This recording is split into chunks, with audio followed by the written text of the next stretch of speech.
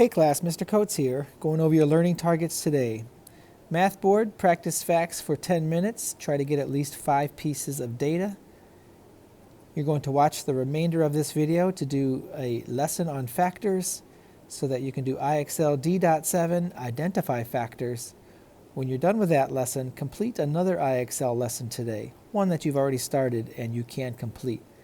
Stay with this video because I'm going to teach you more about potential and kinetic energy. In today's class demonstration, we're going to use our standard vehicle and hit the target, but for you folks at home, we have something a little different. So let's start with math. What are factors?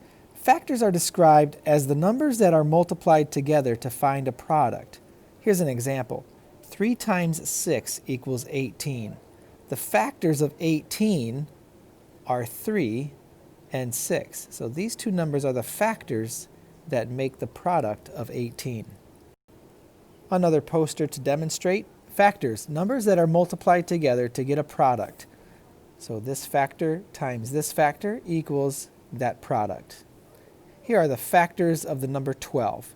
1, 2, 3, 4, 6, and 12. That's because you can pair them up. 1 times 12 are the factors of 12. 2 times 6 are the factors of the product 12. And 3 times 4 are the factors of the product 12. And here are the factors of 48. 1 times 48 make 48. 2 times 24 would make 48. 4 times 12 will produce a 48. And 6 times 8 are also factors that would make 48. In today's IXL lesson, D.7, identify factors, you're going to see basic questions like this. Besides 15 and 1, what is one factor of 15? So they already gave us the answers 15 and 1. 15 and 1 produce 15. What are two other factors that would make 15? That's correct. 3 times 5. 3 and 5 are both factors of 15. So I chose one of them to put in my box. Next, you'll see a variety of questions like this. Which number is a factor of 10? So you have 4 choices. So I'm going to make a list of all my factor pairs that make 10. So from my list, I think the best choice of all my choices, 5 is a factor of 10. Another type of question you'll see today, which numbers are factors of 30, and select all that apply. So again, I want to make a list first of all of my factor pairs that make 30. So you can see here I've made a long list: 1 times 30, 2 times 15, 3 times 10, and 5 times 6. These are all factors of 30. Looking at my choices, it appears I can select 2 and 10.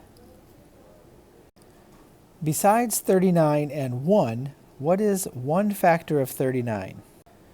Well, 1 times 39 pair up. These are a factor pair. They pair up together. Both of them are factors of the number 39. But what is another factor of 39? What's another way we can multiply two numbers together to create the number 39? This one's going to take a little time.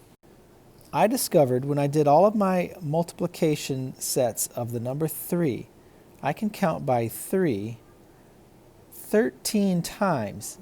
3 times 13 would make 39. That means 3 and 13 are both factors of 39.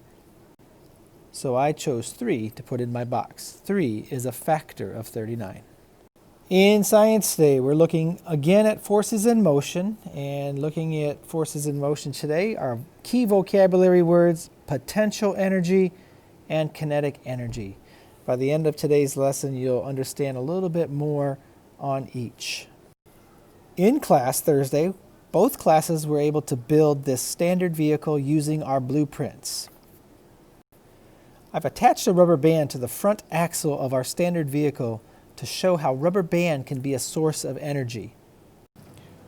When I grab the rubber band and pull it across the top of the back axle, pinch it with my 2 fingers, and then rotate the rubber band around the axle like this, I am building what's called potential energy. The wheels and the axle have the potential or the chance to really let go and zoom. And now, when I hold this car in place, I can feel that potential energy.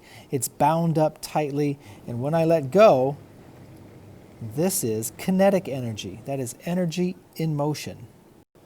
Our goal today, experiencing kinetic energy, is to try and adjust our potential energy so that our car lands directly in this targeted area. For those of you at home working remotely, if you have Kinects and rubber bands, you're welcome to try this. And it's okay if your car's a little different. But those that don't have these materials, all you need is a simple rubber band today. If you have a rubber band, I'll show you what you can do. First, find a rubber band. I found one skinny one and one a little bit thicker. Here's a demonstration of me holding the rubber band, and I found a simple object like an eraser where I can pull this back like a bow and arrow. This is like potential energy, and that's released energy, or what we call kinetic energy. I'll try it again with my thicker rubber band. Like a bow and arrow, this is potential, and that's kinetic. You can experiment the same idea that we are, trying to hit a target area with your simple rubber band and object. And I've set this demonstration up kind of like what we did on our Halloween party day when we were hitting the target with our catapults. That was also potential energy when you held that spoon down, and kinetic energy when you released that spoon, you released that catapult.